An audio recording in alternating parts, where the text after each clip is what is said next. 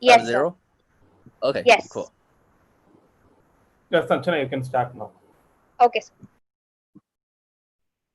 Greetings to one and all present here for the IEEE International Webinar Series, SAVANT 3. There are no limits to what you can accomplish except the limits you place on your own thinking.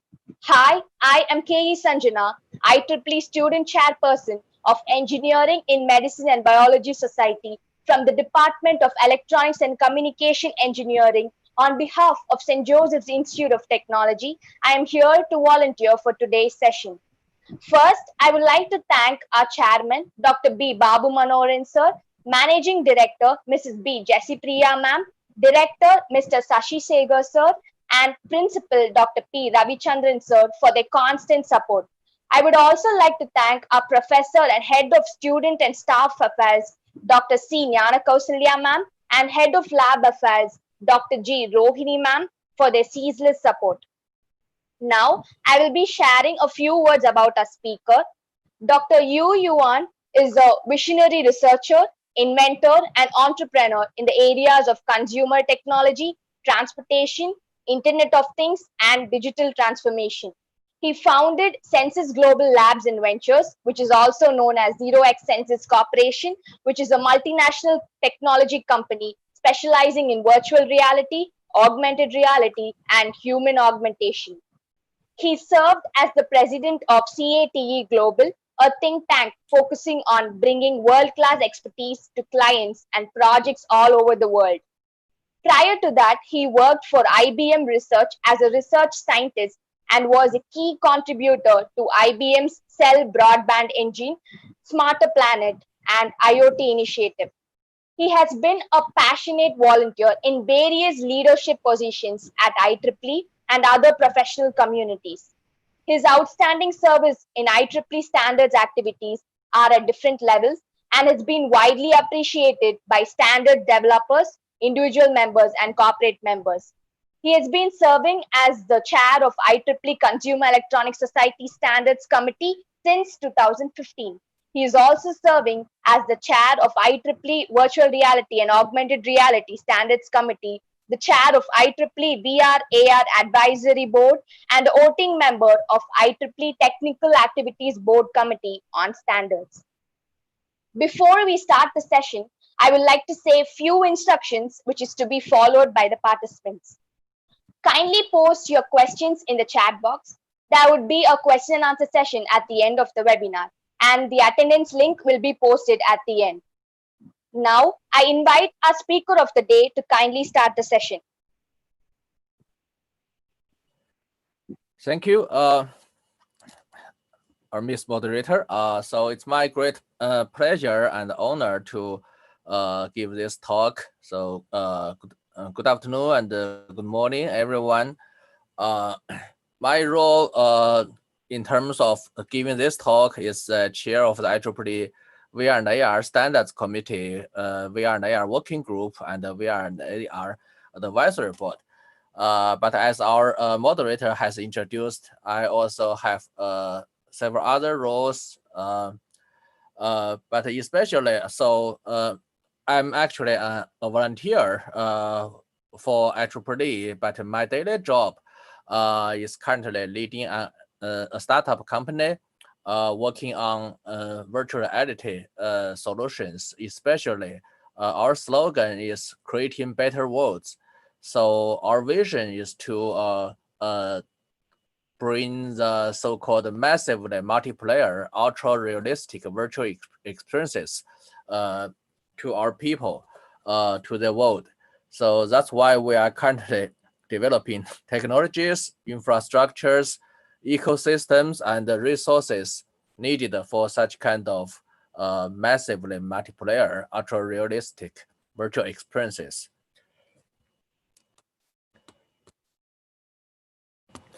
And I assume most of you or all of you are more or less familiar with IEEE, but let me give you some latest numbers.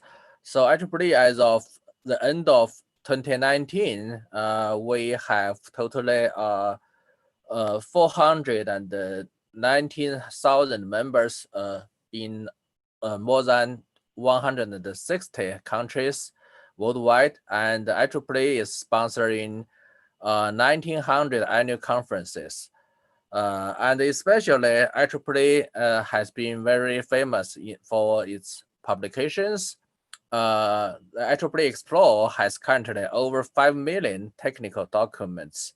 So on the right, you can see a picture I took myself, which was a cake celebrating the IEEE Explore's 5 million documents.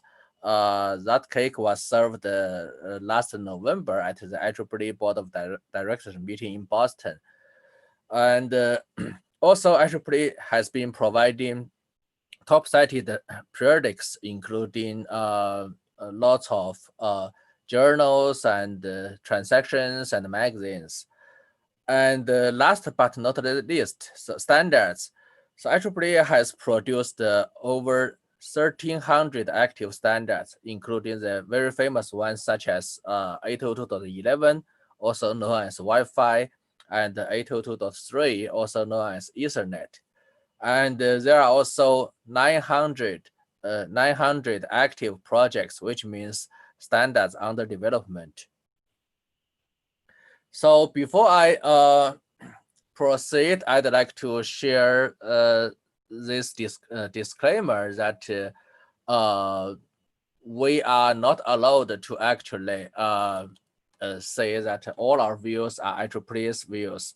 So indeed, what I'm going to talk today will mostly be my personal views, so that this is some requirement I have to display before I move forward. Okay, so let's go to the real stuff. So VR and AR, virtual reality and augmented reality in a nutshell, I'd like to briefly introduce this kind of concept. So proposed by Karl Popper many years ago, we can consider our world is actually consisting of 3 different worlds: the physical world, the cyber world, and the mental world. So virtual reality and augmented reality and a few other concepts can be considered as different combinations of those and the interactions among those 3 worlds. Like for example, virtual reality is basically about capture the content from the physical world and try to reproduce that, and then eventually it will be perceived by the human, which means perceived by the mental world. And the reaction from the humans will go back to react to the cyber world and possibly go back to the physical world as well. Also, there are other kinds of virtual reality experiences which are not related to physical world, but completely related to cyber world. So that's why you can see a equation on at the bottom, like virtual reality is the B and or C and D, which are symbols in this diagram. And however, if we are talking about a virtual reality in a narrow sense, it's basically like just trying to either reproduce the captured signal from the physical world or completely synthesize new signals as a cyber world. So there are actually 2 types of different virtual reality experiences. The first one is to experience another world. You can imagine that this would allow you to experience a world which has no roots in the physical world, like the famous game Second Life and many other games and movies have demonstrated. So those applications in vertical industries, including game industry, entertainment industry, education, retail, and many others such as enterprise and so on. Another type of virtual reality experiences is about experience another place in this world. So, which means like you are still sitting in your living room, but you could manipulate an avatar or another a robot, which could actually physically experience another place in the world, and you will see what the avatar see, and you will experience what the avatar experiences. So the applications of this type of virtual reality experience is growing in vertical industries such as the media and news reports. I mean, and travel and defense and of course scientific exploration. So let's talk about augmented reality. So augmented reality, basically, if we addressing the narrow sense of augmented reality, you already have noticed several, many applications of AR on various devices. For example, on your phones, on your pads, like you use your phone to point to some special pattern on the wall or on the furniture, things like that. And then your phone or your pad will display some virtual objects on top of the physical objects in your environment. That is a very typical application. And also many companies like Magic Leap, like Metas, and lots of others are producing AR glasses and headsets, and of course Microsoft HoloLens. So these are more advanced devices to give you AR experiences. And there are another type of AR devices which are so-called hard head-up displays used on cars and even aircrafts. So which is like projecting the virtual signals or virtual signs or virtual objects on the windshield, so that you could see that without wearing glasses when you are driving. Also, there are different types of AR experiences.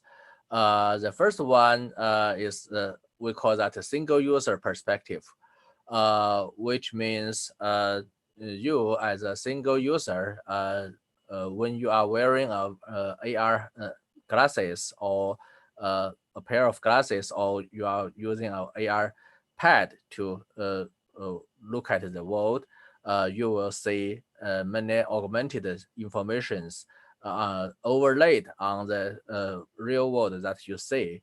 So this is a very basic scenario. But however, there could be some advanced scenarios. We call that multi-user perspective. Like the HoloLens is a very good example producing such kind of experiences. So in the graphics on that at the bottom, you can see that different people physically in different places, they could actually be brought together virtually in the same room by using this multi-user perspective AR experiences. And but however, I should say that AR and VR, they are not really quite different. So back in 2018, I co-authored a paper with Steve Mann, who is the father of wearable and AR, and also Tom Furness, who is one of the father of VR. We co-authored a paper called All Reality, Virtual Augmented Reality and Mixed Mediated and Multimediated Reality. So in that paper, we summarized all kinds of XR different X realities, and those are actually we call that Continuum, multi-mediated reality Continuum, because the VR and the AR are not really quite distinguished from each other. They are actually sort of overlapping with each other and in such kind of so-called continuum. But we are still working on providing some friendly and easy to understand definitions for VR and AR in one of our standards that we are developing. So I will mention that later. So talking about VR and AR technology gap, I should say that we can look at this problem from the perspective of human senses. So as we know, human or even machine, they have multiple types of senses: sight, hearing, touch, smell, taste, and other senses. So as of today, our VR and AR technology are only able to address the sight and hearing relatively well. Touch, I would say very basic. Smell and taste, they are still in a very early stage. And for every type of human senses, we will need to do 5 basic operations on them: capture the signal, reproduce the signal, synthesize the signal, and understand the signal and respond to the signal. So which is actually what VR and AR are about. So in this spreadsheet, in this table, you could say that we can use this table to say the gaps that we currently have. And actually, we are still collectively, we are still in a very early stage in terms of providing a comprehensive VR and AR experience, because we are only able to handle sight and hearing signals relatively well, but still not far from perfect. And for touch and smell and taste, we are at a very early stage, not to mention other senses. And also, there are non-technical issues, non-technical aspects we also need to think about, like privacy, identity, security, trust, and ethics, and also public awareness, user acceptance, and content richness, and ecosystem readiness. But overall, we truly believe that VR and AR collectively, they are very fundamental disruptive forces, disruptive game-changing powers that they will eventually be able to transform many industries. So that's the diagram on the top left shows.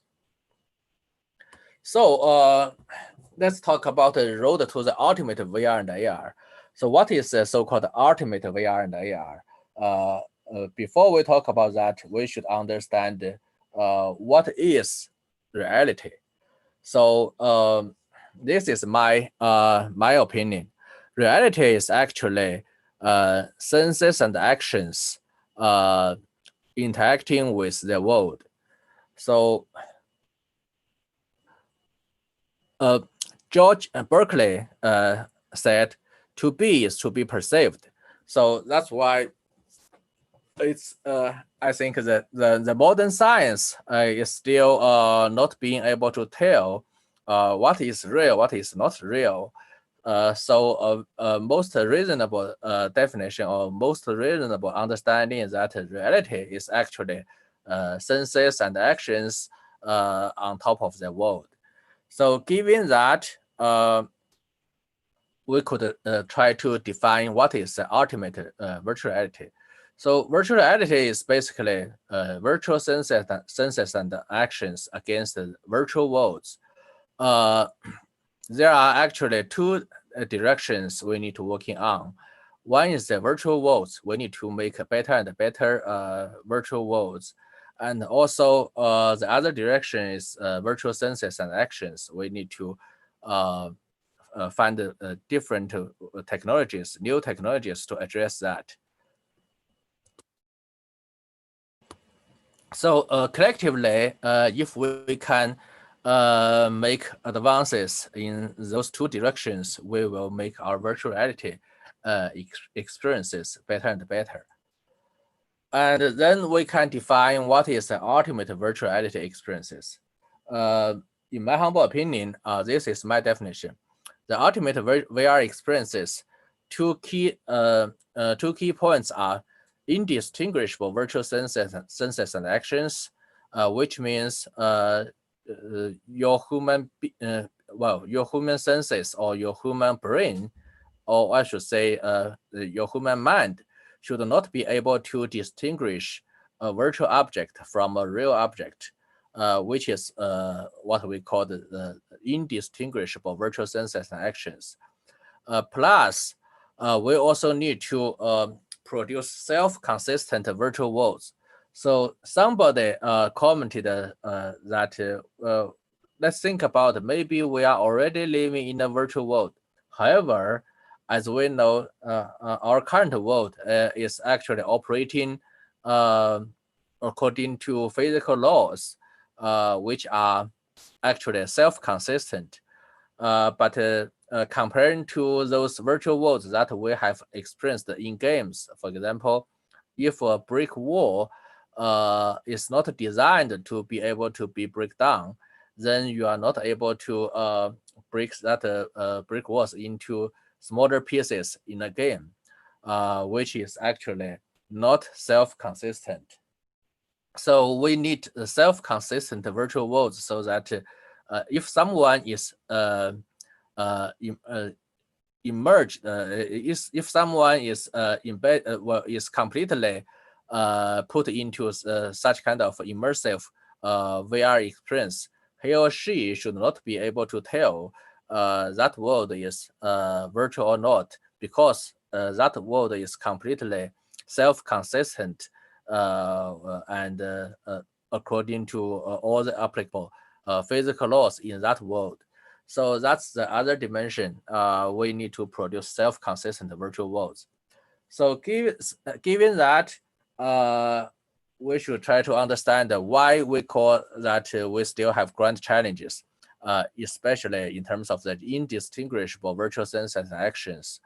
So you may know that you may also have experienced some virtual reality headsets or gadget. But let me give you an example. So we know that we can, in a VR experience, we can allow you to see a coffee or see a drink. However, the current today's technology is not able to synthesize the effect that your brain will have after you drink the alcohol or you drink the coffee. So that's a problem. Like if we want to mimic, if we want to synthesize the experience of meeting with friends, meeting friends in a bar or in a coffee, in a cafe, having a cup of coffee together, the current VR experiences, VR technology can only produce like the shape, the colors, and also probably the sound of glasses hitting each other. However, we are not able to produce the effect that make your brain, make your mind feel exciting after you drink some coffee or drink some alcohol. So that's why we feel that those grand challenges cannot be solved in our current way of synthesize these signals outside of human's head or human's brain. We have to get inside. We have to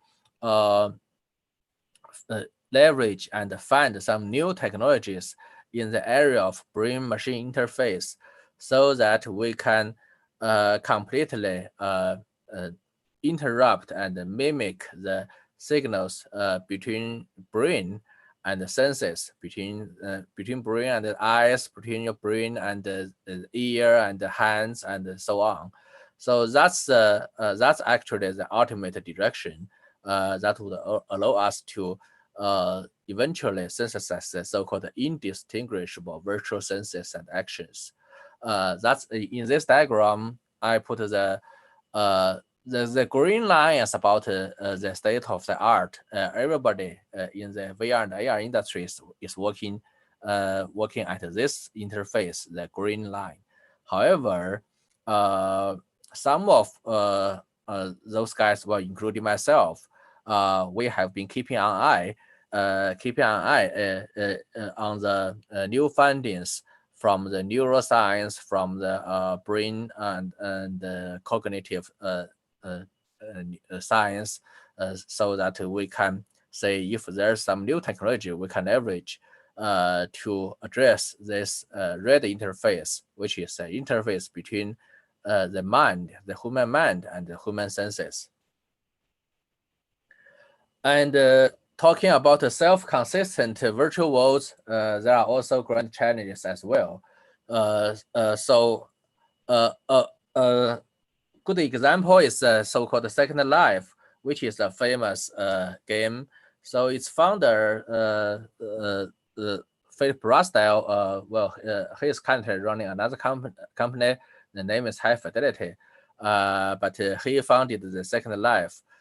Second Life is probably the first popular game that allow gamers to create new objects with some basic building blocks in that virtual world. So people build new things like bicycles, like houses, and sell those virtual objects in that virtual world. And there are other popular examples. For example, Minecraft. Although Minecraft is not from the graphic quality perspective, Minecraft might not be a good example, but it also opened people's minds in terms of creating virtual objects in a virtual world. And there are other startup companies working in the same direction.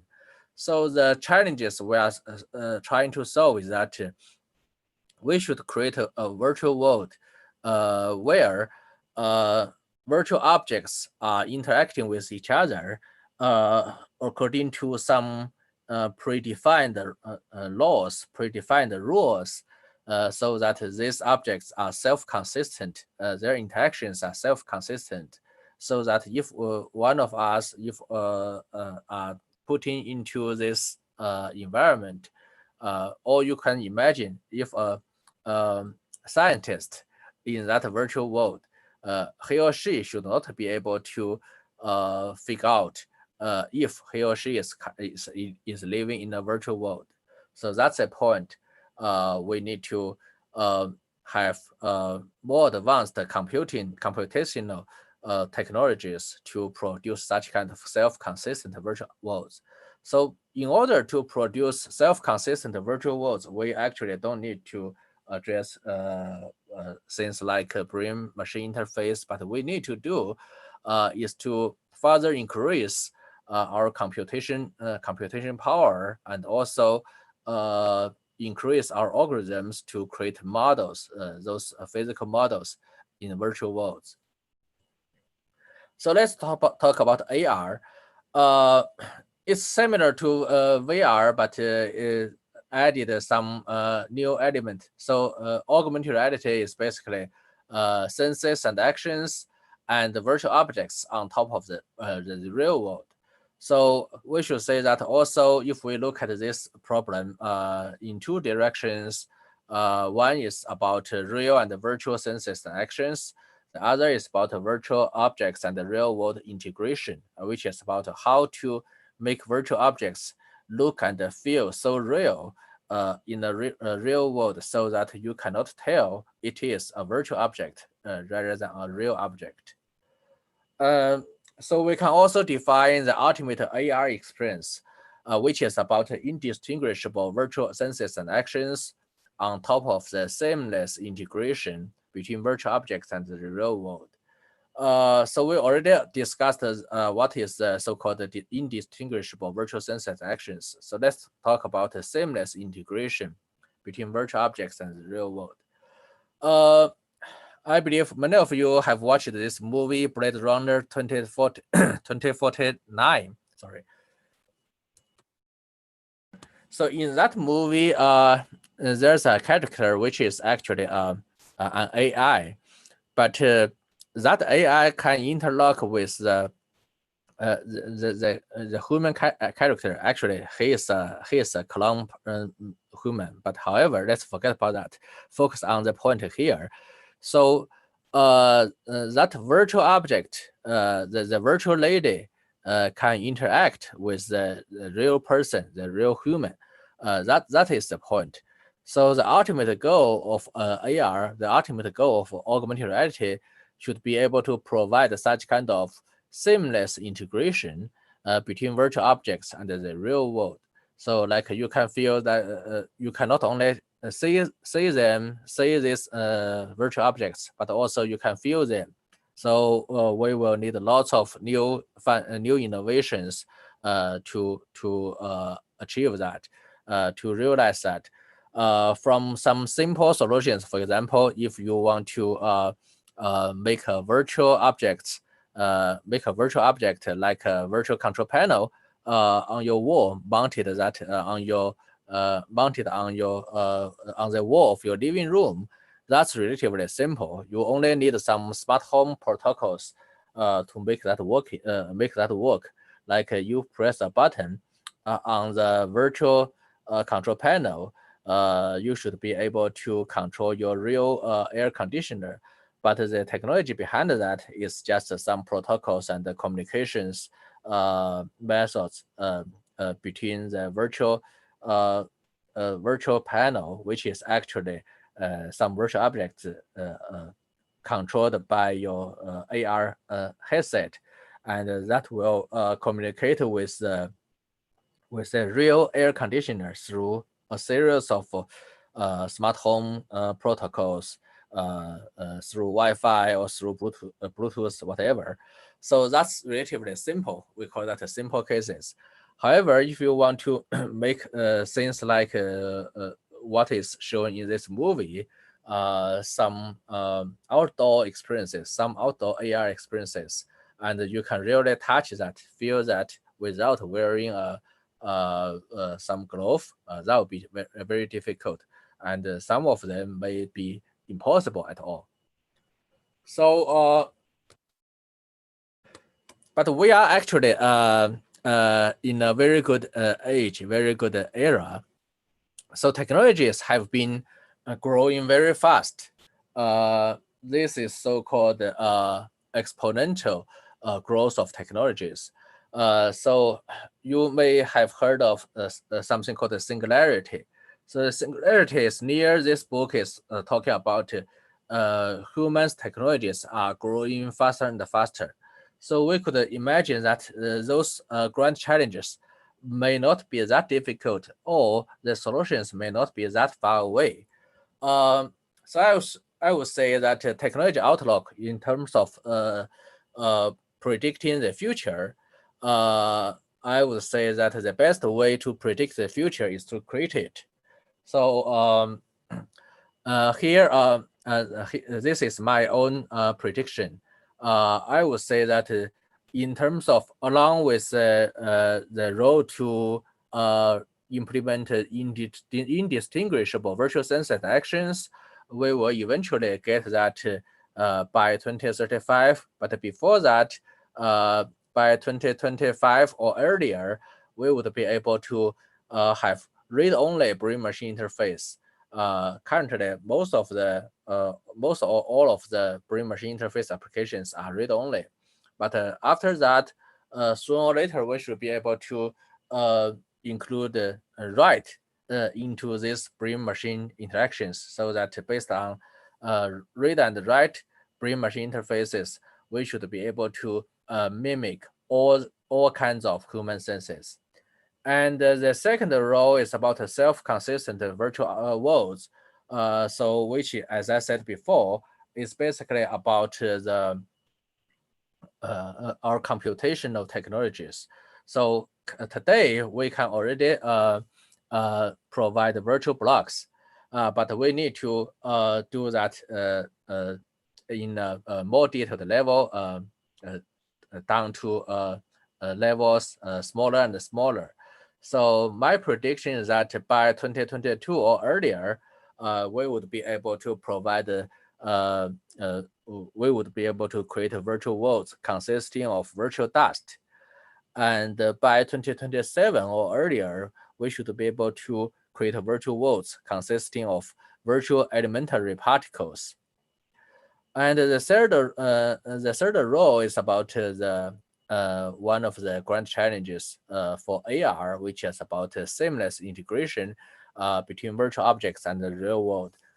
So as of today, like I mentioned, we already have simple interactions between virtual objects and the real world. But by 2021 or earlier, we should be able to see products in the market which provide seamless appearance of virtual objects in the real world.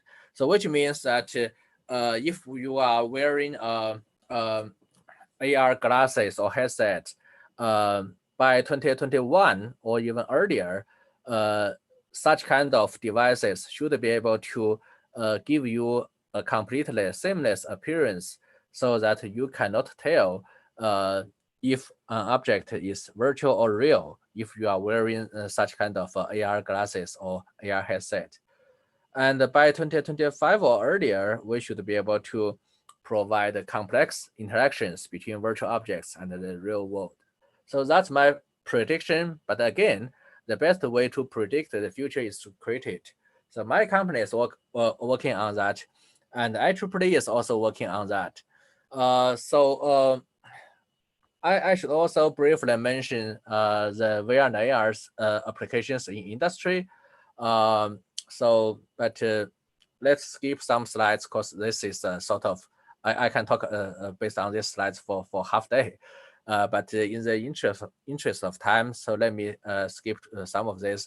I should mention that digital transformation, which is also a very popular hot topic recently, so which is about the convergence of VR and AR, and also digital twin and AI and IoT. So from that perspective, AR is about the interaction between bits and atoms, and VR is virtually bits. And based on such kind of understanding, we could summarize that there are two types of economies: the economy of scarcity and the economy of abundance. So bits are a sort of abundance, and the atoms are sort of scarcity. And okay, so let's talk about IEEE. What is being done in IEEE? So the IEEE VR and AR working group, we are developing 12 standards for VR and AR, and we have attracted participants from more than 200 companies and institutions worldwide, and we are now one of the largest forces dedicated to VR and AR standardization. So what we are developing now, the 12 standards under development, including you can see on my screen the 2048 series, .1 from .1 to .12. We are defining device taxonomy and definitions, and immersive video taxonomies, quality metrics, video file and stream formats, and also we are discussing person identity, environment safety, immersive user interface, and map for virtual objects in the real world, things like that. So let me briefly mention some of this, which would be interesting for you, I think. So person identity. So this project is about how you can prove that you are who you say you are in a virtual environment. We know that VR is basically currently the VR applications is about you will be choosing an avatar, and you will use that avatar to represent yourself in a virtual world. But what if somebody else, without notifying you in advance, is wearing your avatar in that virtual world? So that will be a problem. So this standard is trying to specify these requirements and also methods for verifying a person's identity in a VR environment. And map for virtual objects in the real world. This one is interesting too. So as you know, as you may know, so different vendors of AR technologies, they are using different maps. Like if you are using a Microsoft HoloLens, you created like a virtual pet. Let's say you put a virtual pet in your living room when you are wearing the Microsoft HoloLens. Currently, you will not see that virtual pet if you change to another vendor's AR headset, for example, Magic Leap or whatever.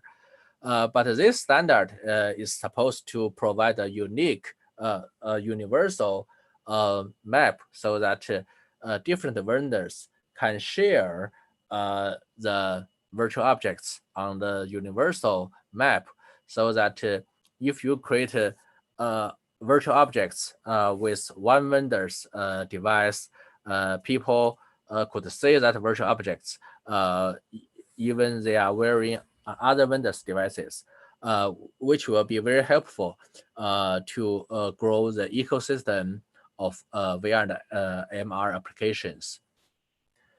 And also interoperability between virtual objects and the real world. I briefly mentioned the example that how we can make a virtual control panel mounted on your real living room wall can interlock with your real refrigerator or real air conditioner.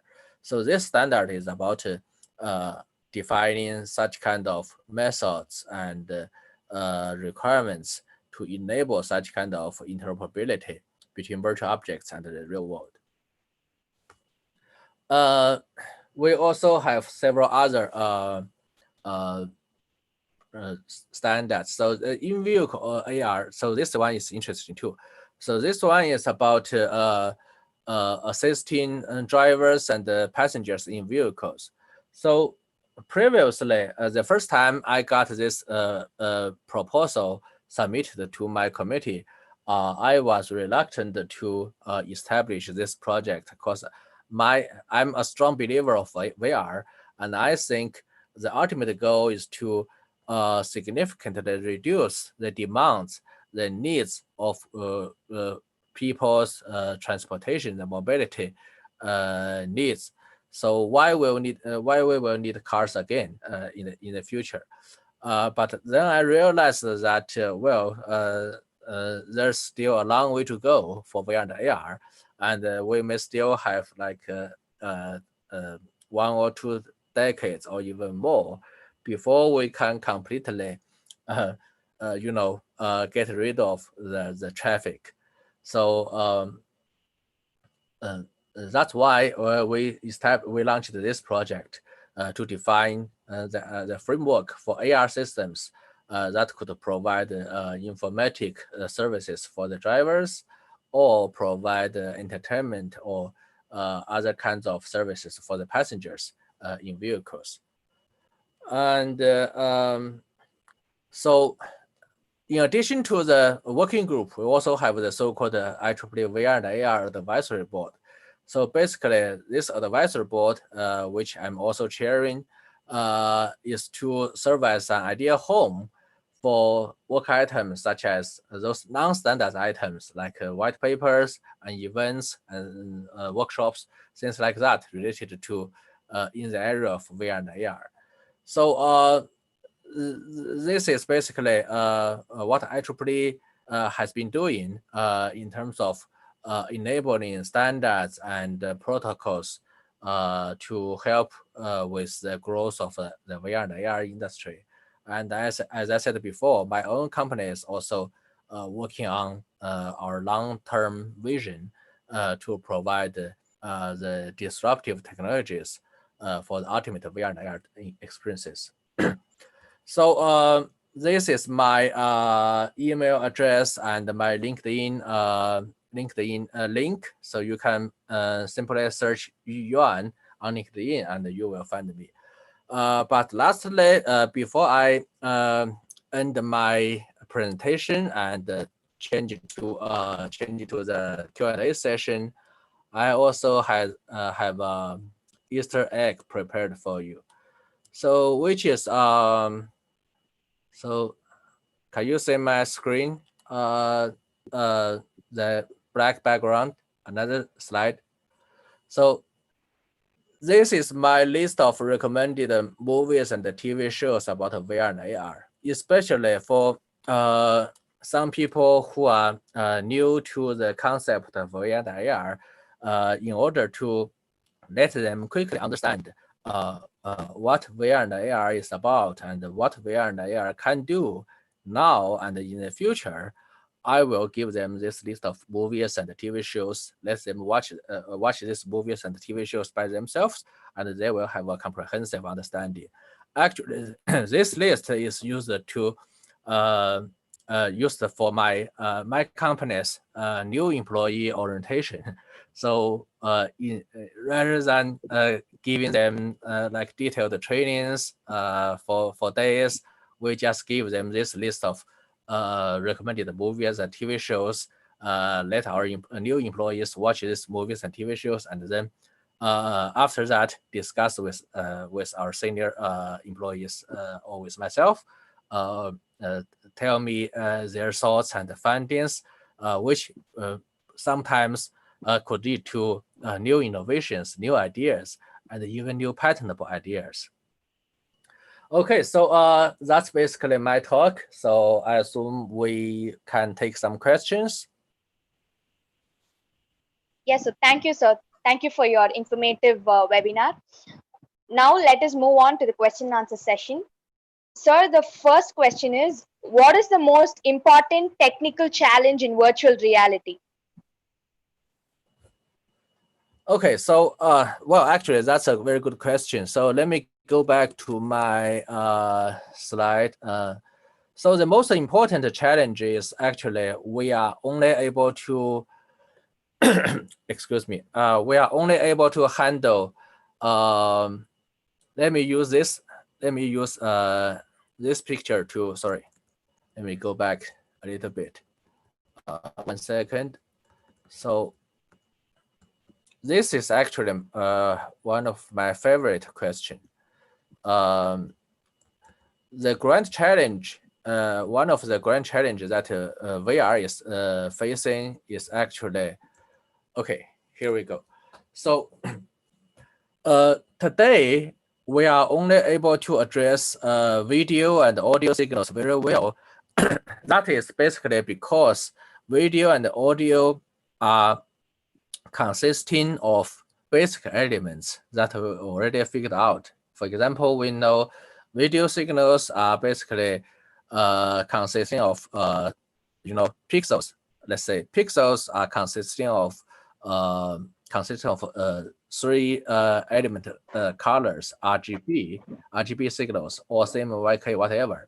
But we do have basic elements that we can use to synthesize any kind of signals. And also it's similar, the similar cases to sound or audio. So we have different frequencies, and the different frequencies working together could synthesize virtually all kinds of sounds that our human ears could hear. So that's why we are doing so well in terms of providing sight and hearing signals for our brain. If we are wearing smart glasses or VR and AR headsets. However, other types of senses like touch, like smell, like taste, we still don't know what are the basic elements. So there are some exploratory efforts in these areas, but still we are in a very early stage. For example, how to synthesize the different feeling of touching different surfaces. That's a very difficult problem. So there are some products, some at a very early stage to mimic, to synthesize very limited types of surfaces, the feeling of touching them, but still that is way far from what we can feel in the real world. Also, we have similar problems in terms of synthesize the feeling of smelling something and tasting something. So even taste is not consisting of known elements. So with there are taste is the recent findings tell us that taste is actually also much more complex than we thought before. So that is one part of this problem, that we found it's difficult to synthesize these signals outside of our senses, outside of our ears and the nose, mouth, and hands. But we're also thinking that probably we should move inside. We should find our recipe, find a solution inside by trying to create some input between the human brain and the human senses, which means those external, well, not external, those organs like your eyes, ears, your hands, and nose and mouth. So this is an area of brain-machine interface. So many scientists are looking into this, but still we are far from getting anything usable for the purpose of VR and AR. So I would say this is the most difficult challenge that VR and AR, especially VR, need to conquer, need to solve before we can provide a VR experience similar to what you saw in the movie The Matrix or the Ready Player One, things like that. Thank you, sir. The second question is, what are the most common data file types used to create virtual reality environments? Oh, you mean data type? Yes, sir. Data file types. Okay, so actually, my answer is that there's no common grade data type for that. There are some kind of efforts. For example, the organization W3C has been developing something called the VRML, which is about similar to HTML. So like providing this enabling, it's about enabling a website, a web page to describe a virtual object or virtual environment. So that should be, I would say that could be considered as one type of data file behind the VR. And also there are other efforts like in ISO IEC JTC1, there are under the MPEG, many of you may already know that. So they are developing some video coding standards to for not only the 3D objects but also for virtual reality, like 360-degree videos and even more complex than that. So they are developing some video coding standards for that, but this is still ongoing. And also, like I mentioned before, we, the IEEE, we are also developing some standards for the, we call that the P2048.2 immersive video taxonomy and quality matrix, and also P2048.3 immersive video file and stream formats. We also have similar efforts on audio, the 2048.9 immersive audio taxonomy and quality matrix, and the 2048.10 immersive audio file and the stream formats.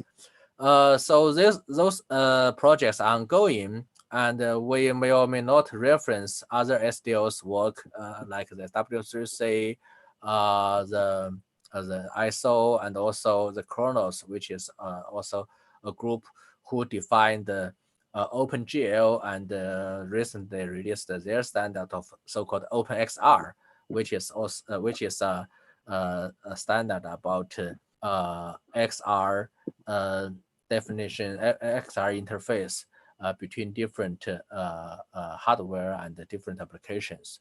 So we probably will reference other guys' existing work, related work, but this kind of IEEE standards are going to be released, or at least have their first release very soon, in later this year or early next year. So I would say, basically, the short answer is that different efforts are ongoing to solve the problem, and as of today, there's still no any single data format which can be considered as a so-called common data file for VR or AR. Thank you, sir. The last question is, will augmented or virtual reality transform students' learning? Sorry, say it again. What's the question? Will augmented or virtual reality transform students' learning? Oh yes, of course. Yeah. So actually, education, as I mentioned before, is a very important application area of VR and AR. Actually, it is one of the top three applications. One of the top three application areas of VR and AR. So, like. It's not only for students in schools, but also for students in the industry, like providing career trainings for people. So there's an example that the Boeing company, the company who produces airplanes. So they use it to spend lots of money by bringing their employees from here and there to their selective limited training centers. But after they try to exploit VR and AR as a virtual means to provide the training, they saved a lot of money. Also, VR and AR has also been used in like K-12 education and also the university educations. You can even buy some very basic but still good enough products in the market. For example, you some map, many new maps are along with an app, so that you can you buy that map, put that on your paste that on your wall, and you can use you can install the app on your smartphone and use that smartphone to point to the map, and it will show you some virtual objects, like you see a panda. If you point that to the direction of China, and you see like elephants, you point to some places of Africa, just for example. So definitely VR and AR will be changing the experience of learning significantly, for sure. Thank you, sir, for answering all our questions. Now, I would like to thank Dr.YU YUAN for taking out time from his busy schedule and joining us to share his knowledge on virtual reality. My heartfelt thanks to our beloved chairman, Sir Dr. B. Babu Manoharan, for his consistent upkeep in conduction of this webinar. My sincere thanks to our Managing Director, Ma'am, Mrs. B. Jessie Priya, and our Director, Sir, Mr. B. Sashi Shegar, for their guidance in conduction of this webinar. I would like to express my gratitude to our Principal, Sir, Dr. P. Ravichandran, for his support. I also thank our department heads, Dr. C. Jnana Kausalya Ma'am and Dr. G. Rohini Ma'am, and all the other faculties and student coordinators for organizing this event successfully. Our next webinar is by an eminent speaker, Mr. EZABO Baron, who will be giving an interesting talk on artificial intelligence on July 18th at 6 p.m.